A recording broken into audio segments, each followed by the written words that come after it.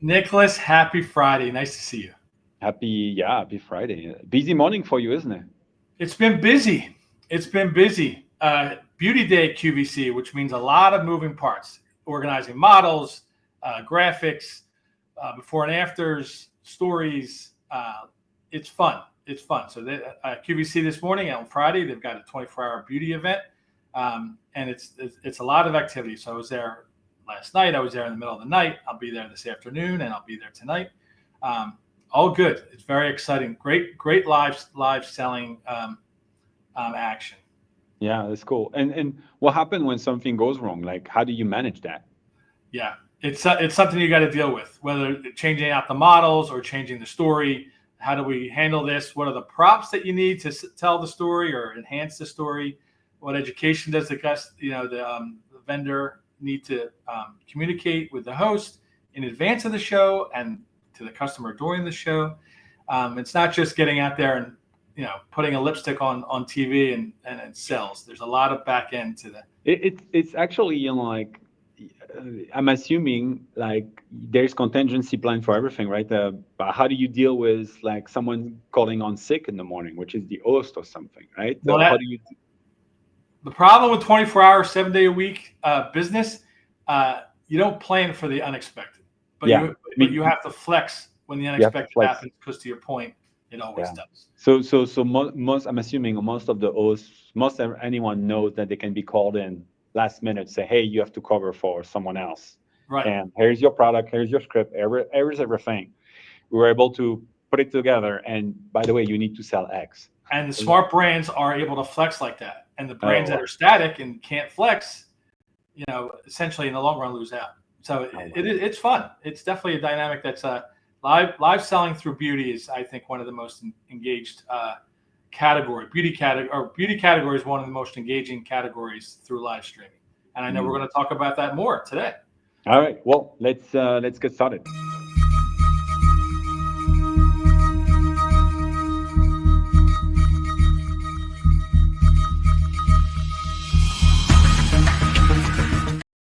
All right, everybody. This is Nico with eStreamly, the company that gets you live stream video commerce, social commerce, everything commerce related to video and live stream on your site, social media, email, SMS, wherever you are. The video is shoppable. So excited to be here with Matt, my great friend from E6 Marketing, the company that gets you on QVC and HSN.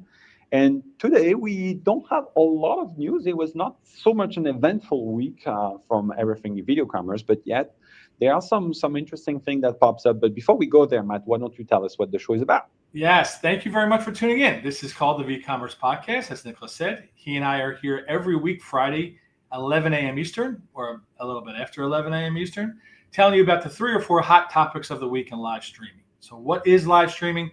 Live streaming is what started direct response television. That's how it all began, probably 60, 70 years ago on television, graduating into home shopping through QVC, HSN, and the other TV channels. And now you could do live streaming, live shopping everywhere through your phone, through your apps. So today we're talking about trends. And Nicholas, when we talk about trends in live streaming and live commerce and e-commerce and maybe commerce in general, a lot comes from the East. Asia kind of sets the tone in a lot of ways in what we talk about with trends. And you stumbled upon a great story of categories that are really rocking in Asia through live streaming, which is very relative to what's happening now and the trends of what's happening in the US.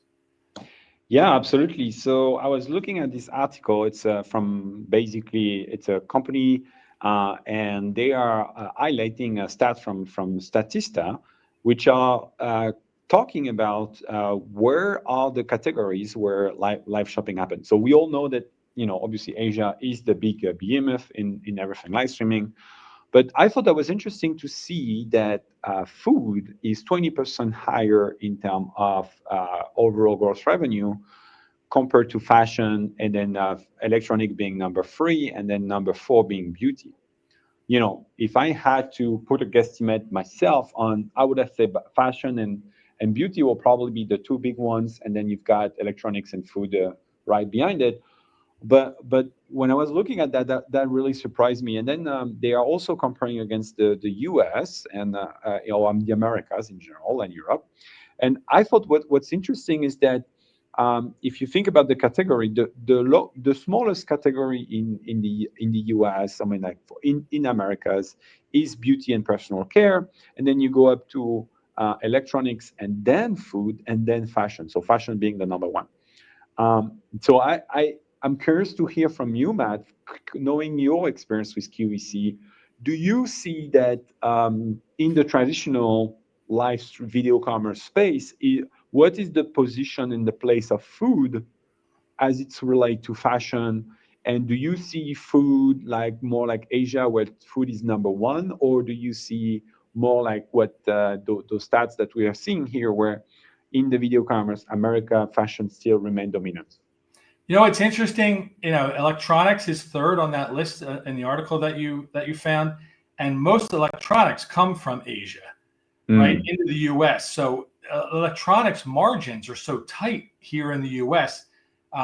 I wouldn't think that would be in the top five in the U.S. live streaming categories. Now, that being said, food is a challenging category unto itself, although it rocks in my world. At QVC, it's one of the stronger categories, and it's because it's a great storytelling category. The vendor that represents the brand is usually someone directly connected to the brand. It's either the founder or someone a second or third generation from the founder, or an expert in live streaming, and they could romance food like no other. And then mm, the camera work in food is really important. You get those tight shots. We call them the yum yum shots. You get the reaction from the host tasting something, and it's an amazing taste, which it normally is. And then the last thing, and probably the most important thing in food in live streaming, is you could discover something in the food category that you've never had before. So you would yeah, think I've tasted everything in the world, or I'm exposed to everything where I live, and that's just not the case. When at QVC, we have across the country, everyone has access to QVC. We sell Maryland crab cakes to California people. We sell product that come from Seattle, products come from Texas, product comes from Maine, all over the country that people don't have access to. So you educate them, you show them the product, you taste the product, you talk about the offer, and it seems it works. It definitely yeah, works in live streaming. My question with Asia is a big part of US shipping through live streaming. A big part of it is shipping. So like yeah, you're selling frozen food, the dry ice that's involved, the cooler that's involved, how quickly the product gets to the customer. Is it still frozen when it hits the front door of that consumer? All these things are major players in the equation of what the costs are and how to make it work. And it's not easy. It's not an easy element. Like, what time of year are you selling this? Is it going to get there and arrive frozen when it gets to the customer? What kind of experience is the customer going to have when they open the product? Is the offer good enough? Is the offer too small? Is the offer too big? If the offer is too big, the consumer can't fit it in their freezer. So then what are they going to do with that product? So there's a lot of moving parts in food here in the U.S. and shipping through e-com and live commerce, live streaming. So I love to know from the Asia side how their shipping methods are working, how quickly the consumer gets it, and what kind of product are they offering? Is there as much diversity in Asia in the food category as there is in the US? yeah. And I one of the things that made me think, when I think about Asian food, uh, you know, as any student, you've got the dry noodles, right? And so those are cheap and easy to ship. So maybe a big chunk of it is are those, right? So I don't know. But they could buy them on the corner grocery store. Why are they buying it through live streaming? Yeah, but so one thing that I remember, like remember like some of the past lives. So there was this stream about the mangoes, right? You remember that mango story where Indonesia was partnering with was live streaming their mangoes in China, and then there was the economic minister that was doing this, and then they end up shipping like thousands and thousands of mangoes across to as a way to promote, right? So you've got Yes. this idea of promotion, right? Um, and then there's also this notion. I've seen some of those streams where basically someone will put themselves live, and then just cooking stuff. And then basically people will order, and then there will be like a carrier picking up and delivering that food, like, more like for local. So in a way, maybe there's also this mix of very localized restaurant delivering, but doing it through live stream because they're, local. So we don't quite know the mix, but I think it's not just the traditional way we're thinking in the US, where, hey, you've got a food product that is packaged fresh or frozen or dry that can ship anywhere in the country. I think there's also an opportunity. What they're doing there is also some really more regionalized live stream where they have like the last mile delivery as part of it. So, Well, that's so 100% true. Like QVC is always asking for, um, more exotic foods to be introduced on the network, and like they love, they do a big Italian category, and they do mm, a big, a smaller but a healthy Asian category. All those kind of ethnic products are made here in the U.S., but they have an ethnic slant to them and a uniqueness to them. But we can't import product and food and ship them across the U.S. in a very yeah. unless it's a shelf stable product. So there's the element like that in Asia is probably the same thing. They Yeah. can't ship over frozen U.S. foods because the product would just die on the vine. So to your point, there is kind of a local angle to it. How big is it in Asia? Those stats that you showed on that article, Pretty amazing, right? Yeah, it's it's pretty pretty good. amazing. So I love it. I think you mentioned like the video dynamic to it. Like the Food Network has been huge here in the U.S. for 20 plus years. And it's about the romance of the food and the sizzle on the grill and all that kind of thing. It's mesmerizing, and Yeah. the consumer loves it. Video is a great So, thing for selling so food. I think we should pitch the CEO of Uber to enable live stream on Uber Eat. So a restaurant can just put a camera of themselves, and then people can order through live streaming on Uber Eats directly on the app. Would that be Well, amazing? yeah, well, Like we've talked the about it. Like restaurant, yeah. we've seen in our research, U.S. grocery stores are now exploring this space with live streaming. And I never thought of it initially, or I guess 6 months ago or a year ago, on how grocery stores would get involved with live streaming. But it makes complete sense. And they're selling their products. They have a live Yeah. streaming dynamic. Now grocery stores are shipping to Mhm. local consumers on a regular basis. Now they're involved, and how's that equation going to But it grow does make grocery in the U.S.? it does make sense. As you say, the Food Network is something that people consume. People love recipes. People love to see a cooking show. And then, by the way, you can buy those products directly at your preferred favorite cooking store, right? Or like grocery stores. And so, in a way, it's like all those grocery stores, they have to compete against each other. And if they can retain more customer by being a destination for entertaining content, that also help. Right now, if you look at the grocery app, most grocery app are straight plain product that you can buy and you can ship. There's really nothing fancy It's or boring. fun It's about it. boring. Or it's a boring. Those are boring apps. So introducing an element of fun and joy could be interesting. And what's interesting, because if you think about this, like, think about all those groceries like the Wegman, the Fresh Market, to certain extent the Whole Food. It's a whole experience to go to the store, right? You go to the store, you've got a cooking area, you've got Oh like a yeah. degustation area, the wooden floor or like the wooden areas. It's it makes you feel like you're into a very high-end qualitative. Like I was in North Carolina the other day. I went to an Irish theater, and I had done gone to an Irish theater for a very long time. But like their store was just amazing. Like I would spend hours in that store, and I think like that discovery element, like that sense, like they had like a bar where you can actually order beer and stuff. Like I think that why is their app so damn plain? You know what I'm I saying? And agree. like, Discovery is a huge part of grocery stores now. It's an experience, and to your point, Wegmans is big here on the East Coast. They're walking into Wegmans is a complete yeah, it's experience, and absolutely. these people that run the grocery stores, the flow of the store, and how they want the consumers to move up and down the aisles. It's Yeah. all by design. So now, why don't you make, as they are doing, make it into Mm, a live e-commerce experience? yeah. Imagine, like, just like you see on talk shows, TV talk shows, where they're creating something, they're in their kitchen, and then on the side panel is all the ingredients that go Yeah. into making that dish. So if you're a grocery store and you want to make something exotic or make something basic for the family, and you're creating and you're cooking and you're talking, and you've got graphics that the customer can order right off the graphic. Oh, I need this one, this one, this one, and this one, and then I'll have exactly what Yeah. that influencer is making. It makes complete sense. I think it's new to U.S. grocery store, and I think all the grocery stores in the U.S. should be.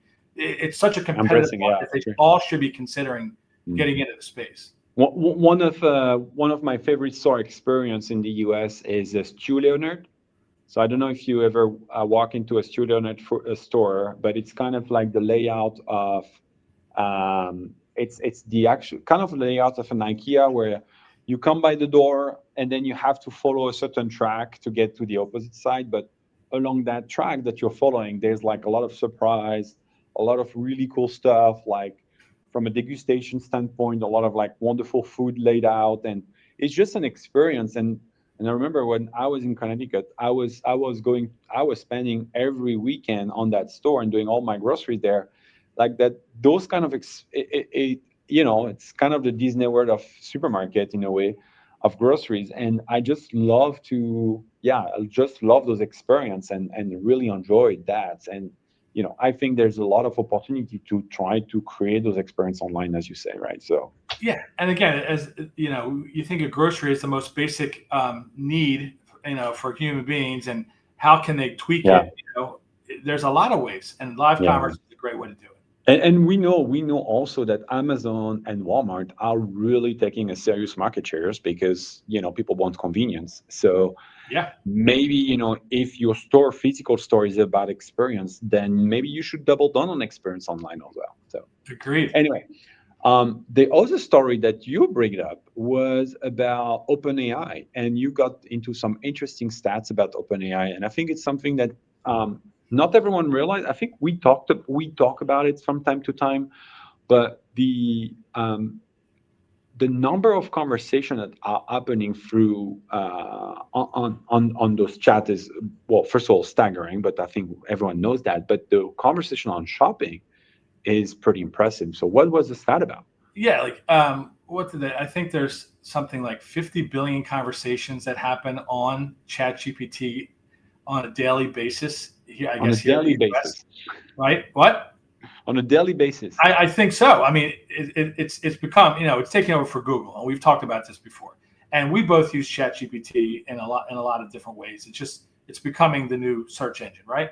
Yeah. 2% of ChatGPT traffic is now equated to directly to live shopping, So people are shopping through the ChatGPT app. So are retailers considering Yeah. this, and are they working towards?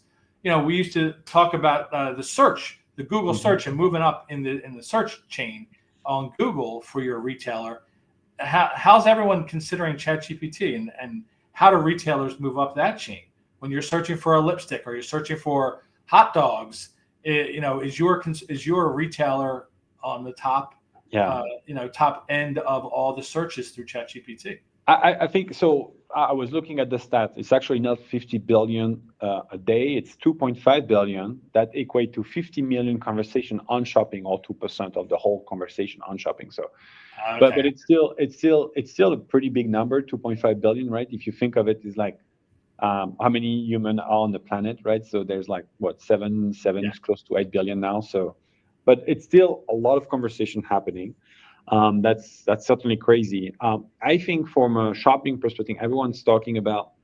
So used to have SEO for everything related to search. Now I think they have new word like GEO or something like that. I can't remember like what the new acronym is.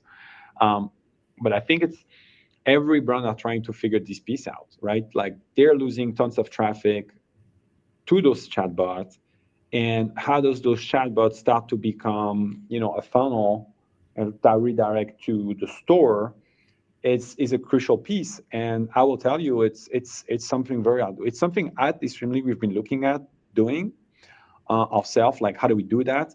It's been a challenge. But one of the things I know is that um, one thing that I'm pretty excited, and I think it's going to happen from a live stream and video commerce perspective, is like there will be an inflection point at some point where video that are shoppable will also be served into those bots, and that will happen, sooner than we expect. I bet. But this is going to happen, and this is going to be pretty interesting, right? So imagine all the content out there, and then make it shoppable.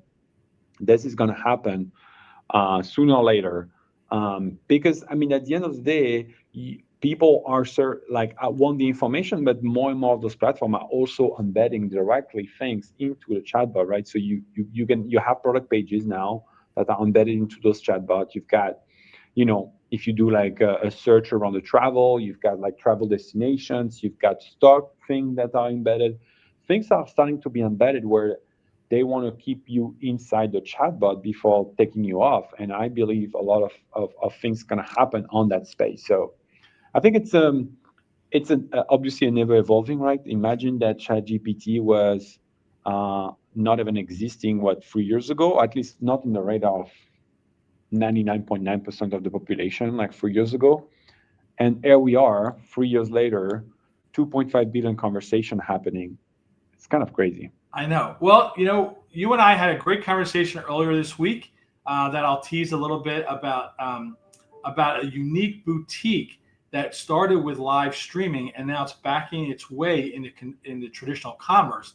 And and the owner of that store talked about flexibility and Yeah. talked about agility in her business model and how her website traffic doesn't touch the traffic that she gets through all the live streaming Yeah. apps and stores that she's involved in. So this chat GPT, where is it going to land? Is it Mm. landing on websites? Because we've talked about this for months now, how website traffic is no longer driving sales, where it used to be the home base. You used to be able to talk about your product and then push them back towards your website. So the website was the destination. It's not that way anymore. So how does the consumer find you? And Yeah. where are they searching you? And where in the end are they buying the product? It's pretty fascinating. Yeah. Well, Matt, it was a great conversation as usual. Thank you for being there. We are here every Friday on LinkedIn, as well as you can find us on YouTube and on the live e-commerce podcast on your favorite podcast channel. Feel free to tune us there and then follow us. Check. Please subscribe to the content if you like this. There will be more episodes coming up. And again, one very fascinating conversation with a 100% streamer that has a whole business around live shopping. So really cool conversation.